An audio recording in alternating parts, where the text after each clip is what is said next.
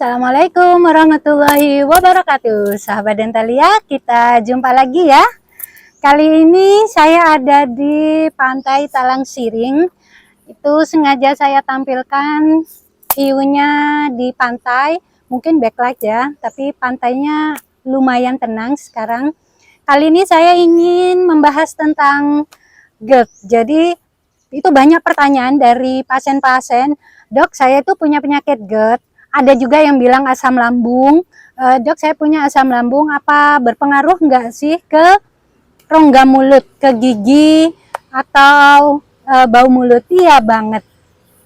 Itu sangat berpengaruh sekali ya. Jadi kita ini dulu bahas tentang GERD dulu dan asam lambung ya. Jadi GERD itu adalah suatu penyakit refleks atau arus balik atau aliran balik dari isi lambung kita atau asam lambung kita. Jadi asam lambung dan isi lambung itu balik lagi ke esofagus, ke esofagial, ke tenggorokan kita ya, jadi ke kerongkongan. Jadi itu yang menyebabkan rasa sakit. Jadi gejalanya dari GERD itu seringkali menyebabkan gejala nyeri ulu hati karena adanya arus balik dari asam lambung tadi. Kadang-kadang dia menyebabkan gejala sakit di tenggorokan atau kerongkongan gitu ya, bahkan menimbulkan batuk gitu ya, batuk atau kering karena adanya asam tadi. Dan banyak juga yang sampai sakit, tenggorokannya sakit, sulit menelan, seperti itu ya. Jadi itu salah satu gejalanya. Dan GERD ini kejadiannya bisa sampai kekambuhannya bisa 1 atau 2 kali dalam seminggu. Itu sudah digolongkan dalam GERD. Nah, apa sih bedanya antara GERD dan asam lambung, penyakit asam lambung atau sering disebut emah ya. Jadi kalau emah itu gastritis, itu iritasi pada lambungnya saja. Jadi peningkatan asam lambung di lambung saja. Sedangkan GERD itu adalah adanya arus balik, adanya refleks ke tenggorokan. Jadi di antara tenggorokan kita, di antara esofagus dan lambung itu ada sphincter. Di antara esofagus dan lambung itu ada sphincter, otot yang fungsinya untuk buka tutup.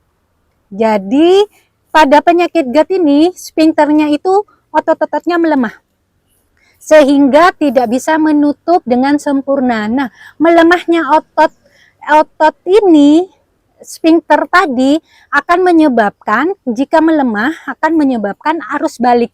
Jadi isinya lambung ataupun asam lambung itu akan naik ke atas.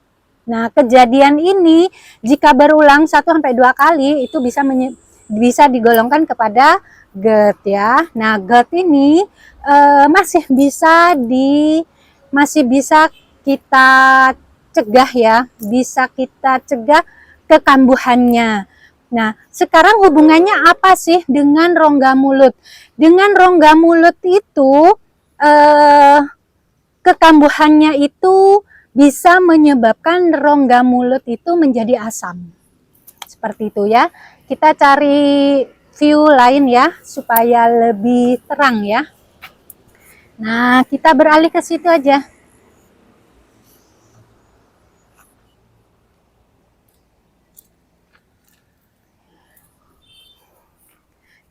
Jadi pada penyakit GERD itu hubungannya dengan rongga mulut itu adalah asam lambung yang naik ke tenggorokan itu bisa mencapai ke rongga mulut.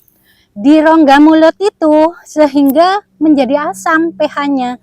pH asam itu kalau di bawah 7. Dan ini sangat jika asam di rongga mulut, dia akan mengiritasi gigi, mukosanya seperti itu ya, sehingga akan menyebabkan erosi pada gigi ya. Kita sudah pernah membahas tentang erosi ya, karena suatu zat kimia. Nah, bisa menyebabkan erosi pada gigi, kemudian juga bisa menyebabkan pH gigi menjadi asam sehingga dia akan menyebabkan gigi itu mengalami demineralisasi. Jadi gigi bisa menjadi faktor pencetus dari gigi berlubang atau karies gigi. Selain itu juga bisa menyebabkan bau mulut yang tidak enak. Jadi bau mulut yang tidak enak juga bisa disebabkan oleh penyakit-penyakit pencernaan seperti GERD dan asam lambung tadi. Nah, itu bisa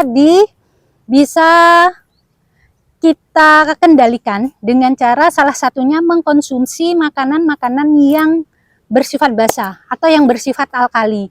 Jadi seperti itu ya. Jadi makanan yang bersifat alkali itu bisa membantu.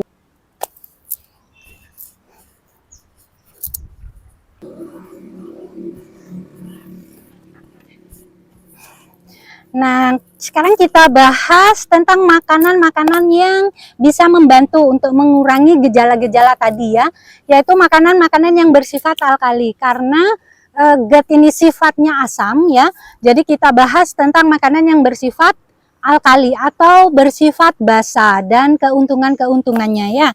Jadi makanan yang bersifat basa itu salah satunya yang paling mudah yang kita dapatkan itu nomor satu dari unsur sayur dan buah.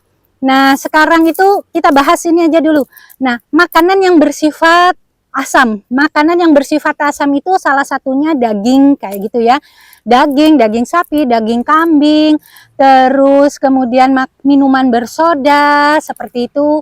Kemudian susu dan yogurt itu makanan yang bersifat asam, dan itu memang makanan yang bersifat asam memang kurang bagus terhadap tubuh ya.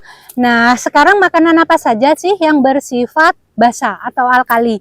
Makanan yang bersifat basa atau alkali itu dari sayur mayur, dari sayur-sayuran itu contohnya seperti brokoli, seperti sayur kol, seperti wortel, asparagus, itu salah satu contoh dari sayur-sayuran yang bersifat alkali atau basa ya.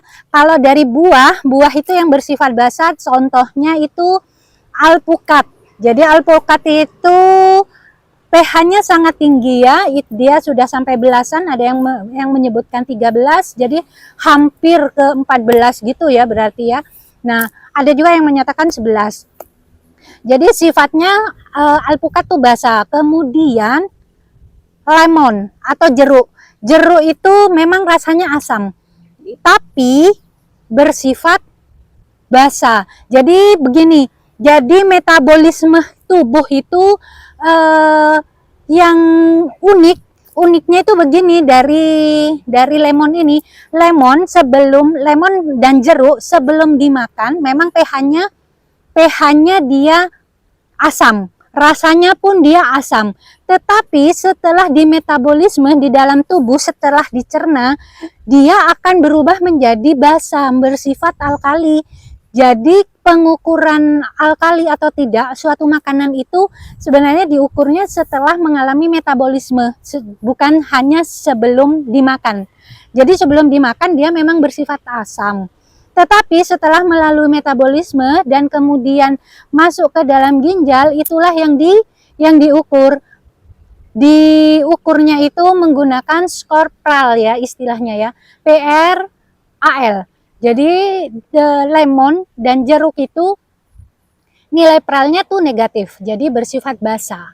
Nah, keuntungannya itu apa? Jadi makanan yang sudah masuk ke ginjal, dia akan diolah oleh ginjal sehingga ginjal itu akan mengatur metabolisme dalam tubuh tadi, mengatur pH darah. Jadi ginjal itu kan metabolismenya ke darah ya, jadi mengatur pH darah menjadi lebih netral. Jadi dia yang akan membuang pH-pH asam dalam tubuh. Nah, lemon itu salah satunya yang bersifat basa setelah mengalami metabolisme. Selain itu alpukat, lemon, jeruk, kemudian kelapa muda atau degan itu ya, dia bersifat basa. Jadi makanan-makanan yang bersifat basa sangat membantu dalam metabolisme tubuh untuk kesehatan tubuh. Memang belum ada dalam jurnal yang menyatakan bahwa pH darah itu berpengaruh terhadap kesehatan, memang belum ada di secara ilmiahnya. Tetapi makanan-makanan yang bersifat basa ini sudah disebutkan dalam suatu jurnal, dia bersifat basa akan meningkatkan derajat kesehatan tubuh seseorang. Kemudian contoh makanannya lagi ya, contoh makanan yang bersifat basa dari biji-bijian. Jadi biji-bijian seperti almond kayak gitu-gitu, itu dia bersifat basa. Tetapi di sini yang perlu diperhatikan untuk biji-bijian yang seperti almond, kemudian mente, itu memang basa, tapi makannya tetap harus seimbang ya, karena nanti kalau terlalu banyak dia mengandung asam uratnya tinggi gitu ya. Jadi tetap boleh tapi tetap harus seimbang di sini ya. Itu salah satu contoh makanan yang bersifat basa. Nah, sekarang untuk mencegahnya gimana jika sudah punya penyakit GERD tadi, supaya rongga mulutnya tidak terlalu terpengaruh. Jadi risikonya kan tadi salah satunya erosi gigi. Kalau erosi gigi nanti pasti dia akan mengalami sensitivitas yang tinggi, akan linu karena enamelnya dia terkikis, hilang ya, menipis. Dia pasti sensitif giginya. Kemudian yang kedua menyebabkan demineralisasi dari gigi, itu akan menyebabkan mudah keropos. Nah, di sini juga bau mulut juga akan menjadi tidak sedap. Di sini caranya untuk mencegahnya yaitu kalau kita sudah kambuh ya, segera makan makanan yang bersifat alkali tadi diperbanyak. Kemudian menjaga rongga mulut itu jangan terlalu asam, artinya apa? Setiap habis, kadang-kadang kan ada yang mual, muntah gitu ya kadang-kadang. Nah, itu segera dibersihkan. Minimal kumur-kumur pakai air putih, dan kalau memungkinkan segera sikat gigi seperti itu ya. Itu caranya. Kemudian setiap habis makan harus sikat gigi, dibersihkan semua sisa-sisa makanan seperti itu, dan dibantu dengan obat kumur. Obat kumur itu bisa dari herbal seperti di video saya sebelumnya ya. Contohnya itu air rebusan sirih, kunyit seperti itu ya. Kemudian cengkeh, itu salah satu obat kumur herbal yang bisa kita gunakan, atau obat-obat kimia dengan resep dokter itu juga bisa. Dan selain untuk rongga mulut, makanan-makanan yang bersifat alkali tadi, keuntungannya jika kita makan sayur dan buah lebih banyak, itu juga membantu meningkatkan kebersihan rongga mulut kita. Kenapa? Karena sayur dan buah itu salah satu makanan yang berserat yang memiliki sifat self cleansing pada rongga mulut. Jadi kita kalau makan sayur dan buah, rongga mulut kita lebih bersih karena ada sifat self cleansing. Jadi membersihkan rongga-rongga mulut kita lebih bersih gitu ya. Jadi sisa-sisa makanan, debris-debrisnya itu dihilangkan oleh makanan yang berserat tadi, dan menggunakannya harus seimbang kanan kiri ya. Nah, selain untuk kesehatan mencegah GERD tadi dan untuk kebersihan rongga mulut kita, untuk kesehatan gigi dan mulut kita, ternyata makanan basah tadi juga bagus untuk tubuh secara keseluruhan, secara sistemik ya. Karena salah satunya itu ya, jika makanan basah itu kita mengkonsumsi makanan basah, nomor satu mencegah kanker. Karena apa? Kanker itu dia akan tumbuh, sel-sel kanker itu akan tumbuh subur pada sel-sel yang bersifat asam dalam tubuh. Jadi kalau tubuh kita bersifat asam itu akan mudah terjangkit kanker. Nah, salah satunya itu dari makanan yang berkarbohidrat kayak gitu-gitu, tepung-tepungan, itu dia memiliki pH yang rendah, bersifat asam. Jadi kurangin itu. Karena itu orang-orang yang punya penyakit diabetes biasanya juga memiliki dalam tubuhnya itu kadar keasamannya juga rendah, seperti itu ya. Kemudian mencegah kanker, nomor 2 baik untuk diet. Diet di sini maksudnya diet menurunkan berat badan, karena berat badan yang berlebih itu bisa dibantu dengan diet basah tadi. Artinya banyak makan sayur dan buah itu ya. Kemudian mengurangi resiko terjadinya hipertensi dan stroke. Jadi makan makanan yang basah tadi mengurangi resiko terjadinya kekambuhan stroke dan hipertensi. Seperti itu salah satu keuntungan. Dan yang keempat itu baik untuk kesehatan ginjal, karena tadi metabolisme tubuh kita larinya kan ke ginjal ya. Di ginjal itulah yang akan berproses dalam pembuluh darah. Jadi dari ginjal itu nanti larinya ke darah. Jadi sangat baik untuk kesehatan ginjal kita, untuk makanan-makanan yang ber-pH basah. Dan ada juga keuntungan lain atau manfaat lain dari makanan bersifat basah ini untuk menjaga massa otot kita. Jadi massa otot kita itu bisa lebih baik jika kita mengkonsumsi makanan yang bersifat alkali tadi atau bersifat basah ya. Contohnya sudah saya sebutkan tadi. Kenapa seperti itu? Karena massa otot ini akan melemah jika jika tubuh kita asam.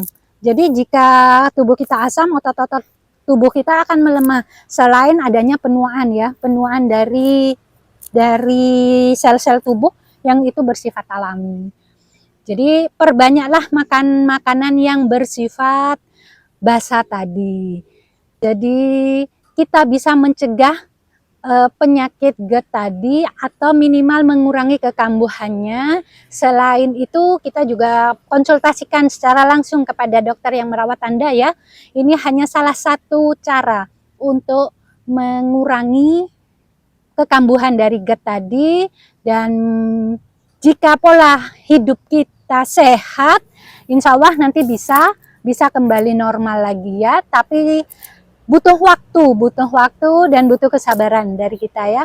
Jadi GERD itu kalau sudah kambuh itu kadang-kadang bisa menyebabkan sakit di ulu hati, kadang-kadang rasa terbakar di dalam dada dengan istilah heartburn ya. Jadi di dada ini rasanya terbakar. Salah satunya seperti itu, atau bahkan sakit di tenggorokan. Kemudian pita suara juga akan terpengaruh karena naiknya asam lambung tadi ya, sehingga kita akan menjadi serik atau bahkan batuk. Atau kadang di tenggorokan kita ini ada rasanya seakan-akan ada benjolan. Ada benjolan di sini ya. Nah, itu salah satu dari gejala GERD-nya ya.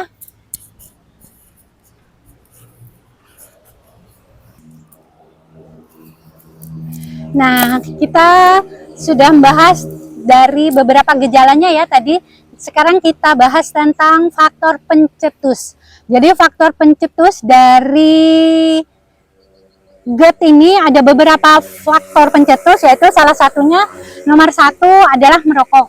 Kenapa merokok menjadi faktor pencetus? Karena orang yang merokok itu akan menyebabkan lemahnya sphincter dari otot tadi. Jadi otot-otot sphincter tadi, sphincter itu kerannya tadi itu ya, otot yang membuka tutup tadi antara esofagus dan lambung ya, dengan gastrointestinalnya. Jadi sphincter itu akan melemah pada perokok sehingga akan menyebabkan terbukanya sphincter tadi. Sehingga kalau sphincternya sudah terbuka, dia akan menyebabkan arus balik asam lambung tadi ya ke atas. Selain itu merokok, kemudian yang kedua yaitu hiatal hernia, yaitu suatu gejala dari di sini tuh ada antara dada dan lambung itu kan ada otot ya, ada otot. Nah, di sini lambungnya itu, otot perut kita itu sampai menonjol, sampai menyentuh pada otot perbatasan antara lambung dan dada tadi. Nah, itu suatu hiatal hernia. Nah, dengan adanya hiatal hernia itu akan melemahkan otot-otot sphincter tadi, sehingga akan menyebabkan reflux dari asam lambung ke atas tadi. Selain itu juga kehamilan. Kehamilan itu kenapa menyebabkan melemahnya sphincter tadi? Adanya perubahan hormon estrogen dan progesterol pada ibu hamil. Kemudian makanan sehari-hari kita ya, itu juga menyebabkan salah satu faktor pencetusnya. Jadi faktor pencetus itu yang bisa kita hindari, mari kita hindari. Pola makan tadi itu yang berhubungan dengan pola makan yang sehat tadi ya, makan makanan yang basah tadi, dia akan mencegah adanya GERD, dan makanan-makanan yang asam tadi akan menyebabkan semakin besar risiko untuk terjadi kekambuhan pada GERD tadi. Jadi itu salah satu faktor yang bisa menjadi pencetus. Setelah kita tahu semuanya faktor pencetusnya, gejalanya, dan makanan-makanan yang bisa menghambat tadi, yuk kita mulai menjaga pola hidup sehat kita dengan banyak makan sayur dan buah yang bersifat basah tadi. Demikian yang bisa saya sampaikan tentang GERD ini. Semoga bisa menjadi referensi dan bisa kita cegah untuk mengurangi gejala pada rongga mulut ya. Jadi rongga mulut ini tetap harus dijaga supaya tetap bersih dan dalam kondisi basah, sehingga akan mengurangi risiko terjadinya sensitivitas gigi karies, dan bau mulut ya. Yuk kita mulai hidup sehat, dimulai dari makan makanan yang sehat juga. Terima kasih. Wabillahi taufiq wal hidayah. Assalamualaikum warahmatullahi wabarakatuh. Salam sehat.